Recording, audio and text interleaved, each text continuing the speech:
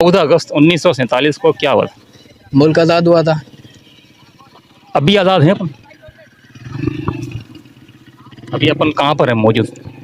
अभी हम ग़ुलामी के हद में हैं फ़िलहाल, क्योंकि मुल्क आज़ाद तो हुआ था अंग्रेज़ों से या यहूदियों से, लेकिन दुश्मनों से नहीं। दुश्मनों में तो अभी भी हम फंसे हुए हैं, गिरे हैं। गिरे हुए हैं उसी में। तो वैसे आज़ादी तो यार बहुत बड़ी नेमत है ना।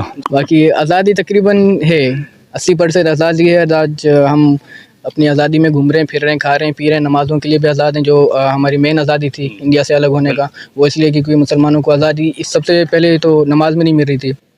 उन चीज़ों में तो हम आज़ाद हैं, लेकिन इंसान का पाकिस्तान में रह के उसका शऊर ख़त्म हो गया। वो हमारे बड़ों की फिर भी वजह से। अल्हम्दुलिल्लाह यार, ऐसा तो नहीं है ना कि हमारों को नमाज पढ़ने नहीं दी जा रही।